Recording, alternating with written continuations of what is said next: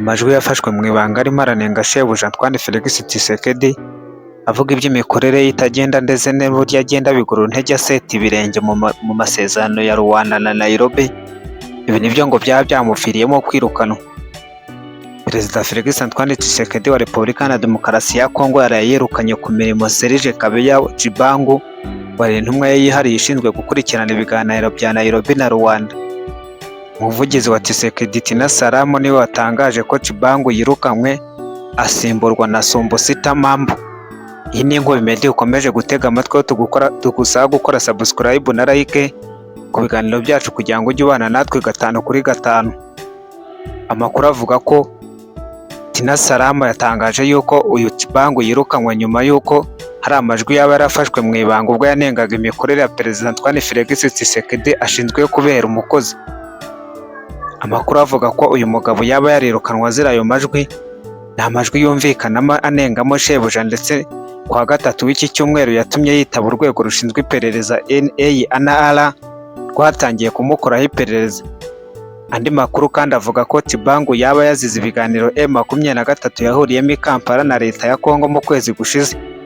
Ibiganiro by'imishyikirano leta ya Kongo yari yoherejemo intumwa, gusa amakuru yabyo akimenyekana ihita ibyamaganira kure ndetse Jean Bosco Bahara wari uyoboye intumwa za Kongo ahita yirukanwa ku nshingano ze zo kuba umuhuzabikorwa w'urwego rushinzwe gusubiza mu buzima busanzwe abarwanyi b'imitwe yitwaje intwaro. Ibi biganiro bikaba byari byateguwe mu buryo bw'ibanga ko M23 yagombaga kuganira na leta ya Kongo mu buryo bwihishe, bakagira bimwe mu byo bemeranyaho cyangwa andi masezerano bafatanya hagati yabo mu ibanga. Ariko ibinyamakuru ndetse n'itangazamakuru muri rusange ntibyaboroheye kuko byahise bibivumbura hakiri kare ayo makuru akajya ku karubanda maze leta ya Kongo ikabihakana yivuye inyuma. Aho Perezida Felix Antoine Tshisekedi yarahiye akirenga yuko atazigera yicarana ku meza n'umutwe w'iterabwoba nka M23. Ibi ngo bikaba bisobanuye yuko hagomba gukoreshwa imbunda n'amasasu kugeza ku munota wa nyuma ubwo M23 izamanika amaboko ikemera yuko itsinzwe. Bitaba ibyo ngibyo igisirikare cya FARDC kikaba aricyo cyamanika cyemera yuko gitsinzwe maze bakagirana n'indi masezerano n'imishyikirano mishyashya bagomba gukorana. Tukiri aho ngo reka tukubwire yuko hari umuganga w'umunyamurenge watawe muri yombi azira kuba yaravuye cyangwa agaha imiti abo mu bwoko bw'abanyamurenge. Ibi ngibi bikaba byarateje imyivumbagatanyo muri Goma bavuga yuko ibi ari irondakoko rikorwa n'igisirikare cya leta ya Kongo mu gihe aricyo cyakabaye cyunga ubumwe abanyekongo muri rusange.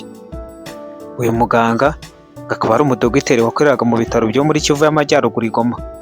Akaba yari afite imiti igendanye n'iy'abagore n'iy'abana ubwo yari agiye ku kazi mu modoka, ariko ngo akaza gufatwa n'igisirikare cya Kongo kimushinja yuko ngo yaba atera inkunga imitwe ya M23 irwanya ubutegetsi bwa leta ngo ayifasha kuyiha ibikoresho birimo imiti yo kubasha komora no kuvura abasirikare baba bakomerekeye ku rugamba. Tukiri muri Kongo reka tukubwire yuko umugambi wo kongera abasirikare ba Afurika y'Epfo mu mubare wabo mu mirwano bahuje na M23 ngo waba ukomeje kuzamo kidobya ndetse na rwangendanye.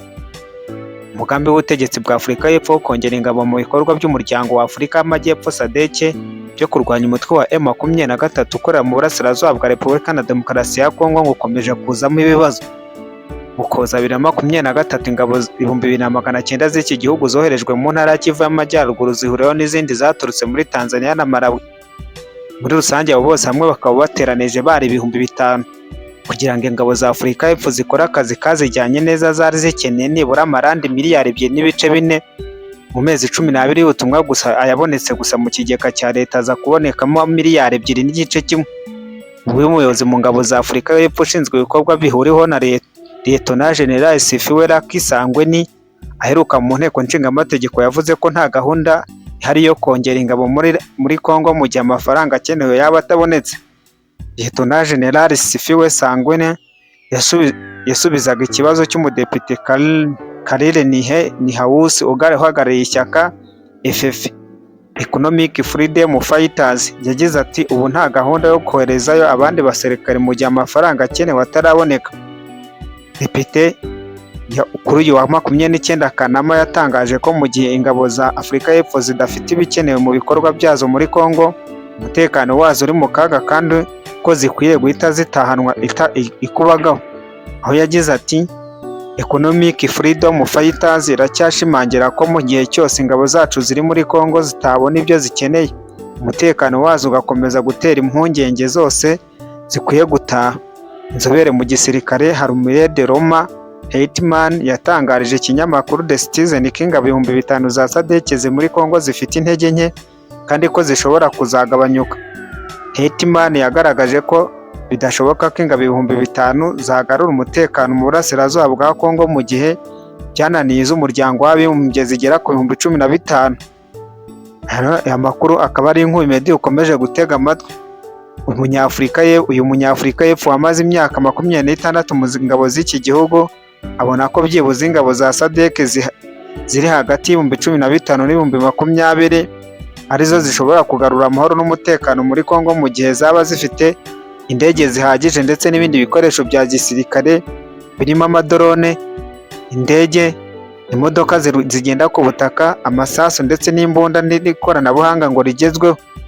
Ibi ngibi bikaba bije nyuma y'uko M23 ikomeje kugenda zikubita umusubizo, aho yagiye izambura bimwe mu bikoresho bari baje bitwaje birimo imodoka z'ibifaru, imbunda zirasakure ndetse n'ibindi bitandukanye birimo ibyuma by'itumanaho. Ibi ngibi ngo bikaba byarahaye M23 umurindi ndetse n'ubushobozi bukomeye, aho yagiye ibikoresha mu kubasubiza inyuma ndetse bambura uduce twinshi bari baragiye bigarurira. Mu gihe umuryango w'abibumbye wamaze gusohora itangazo ndetse ukanasinya ingingo yemerera ingabo za SADC, iza MONUSCO ndetse na FARDC n'indi mitwe bafatanyije gukora ibishoboka byose bakambura M23 uduce yigaruriye ndetse ibirindiro byayo bigasenywa, byaba burundu byaba bishoboka ahubwo igasenywa nayo ubwayo burundu ku buryo igomba kwibagirana. Ibi ngibi ariko ngo ni nk'inzozi kuko bidashoboka, kuko M23 ahubwo igenda irushaho kwigarurira ibice bikomeye. Igisirikare cya Congo ngo kikaba kirimo kirakora umukwabu ukomeye hirya no hino mu mijyi itandukanye ishaka abasore ndetse n'abandi barwanyi bashya bagomba gushyirwa ku rugamba kugira ngo babashe guhangana n'uyu mutwe. Mu gihe umutwe wa FDLR wo urimo urakora umukwabu mu mujyi wa Goma ndetse n'indi mijyi itandukanye y'iki gihugu kugira ngo ugarure mu gisirikare abasirikare ba FDLR, ukabone n'ubwo baba baratandukanye cyangwa baravuye muri iki gisirikare mu myaka isaga 10 irangiye. Urutonde rwabo rukaba rufitwe n'amazina yabo akaba azwi, aho hashyizwemo military police ya FDLR igomba ngo kubagarura mu gisirikare kugira ngo begeranye ingufu bongere bajye guhangana n'uyu mutwe ukomeje kugenda wigarurira uduce dutandukanye. Ni mu gihe uyu munsi wa none M23 irimo irakomanga ku marembo ya Masisi aho igiye kwigarurira iyi teritwari. Iyi teritwari yigaruriye bikaba byabisobanuye yuko ngo yaba imaze gufata hafi 3/4 by'iyi ntara ya Kivu y'Amajyaruguru. Bikaba birimo birashyira mu kaga Kivu y'Amajyaruguru yose kuko ishobora kuzibona ngo umunsi umwe yamaze kujya mu biganza bya M23. Bikaba biteye impungenge Felix Antoine Tshisekedi urimo arahinduranya abayobozi kuko bishoboka kose kugira ngo arebe yuko ngo yakusanya imbaraga bakaraka uyu mutwe wasubira inyuma. Iyi ni inkuru Meddy waruteze amatwi, wakoze kubana natwe naho mu biganiro byacu by'ubutaha.